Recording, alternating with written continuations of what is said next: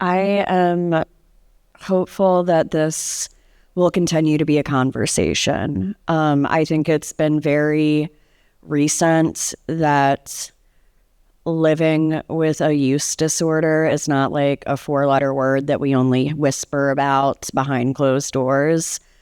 It's important because it is here. It affects, I don't know anyone that does not know another person that is living with this.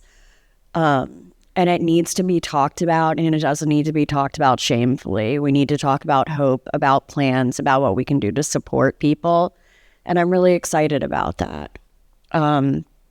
And I think kind of going along the lines, I think we need to have, and I feel guilty saying this because I know for family members it's been a long road, but we need to have patience, because for a lot of us, getting sober is doing something we've never done before in our entire lives.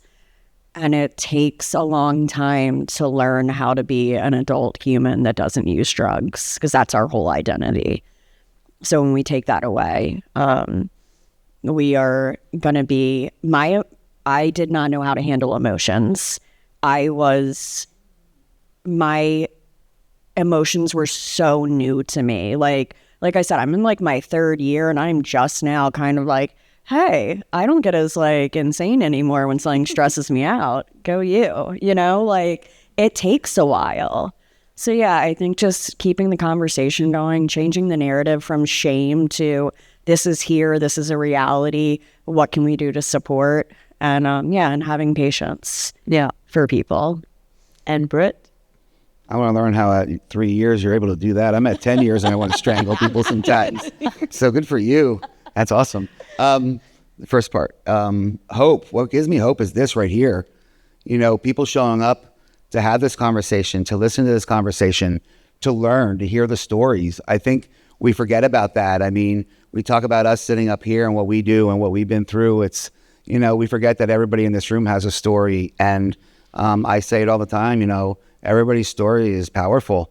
It's just how you decide to use it and how you share it and what impact you want to make with it.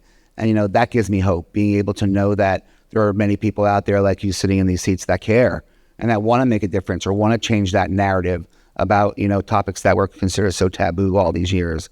Because if we don't, we're going to see more deaths than anything. And we've seen enough of those. We buried enough of our friends and our relatives and people we don't even know. It's time to, continue to, fight the fight on keeping people alive. Because at the end of the day, like Sarah had said, we're all the same. It doesn't matter what house you live in, what car you drive, what check you make or don't make. We are all the same. And we all need to have that compassion. We talk about empathy, but we need that compassion too. Mm-hmm. So, but that hope starts right here. It really does. Thank you. And compassion sounds like the to-do item for all of us here. So Sarah, how about you? What gives you hope and what can we all do to contribute? Yeah, I think what gives me hope is the fact that how I understood addiction and recovery growing up versus how I understand it now, and how like the people around me also understand and relate to it has really changed in a positive way. I think that there is so much more education around it and so much more resources for people to understand what's going on, and the fact that it's not a moral failure.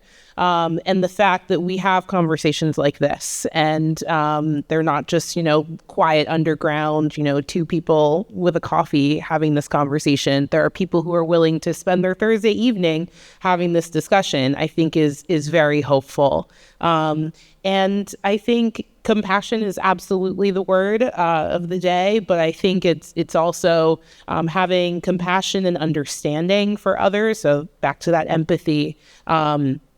But I think, again, it's being kind to people who use drugs and being kind to people, recognizing that everyone deserves to be here and everyone deserves, basic humanity and dignity.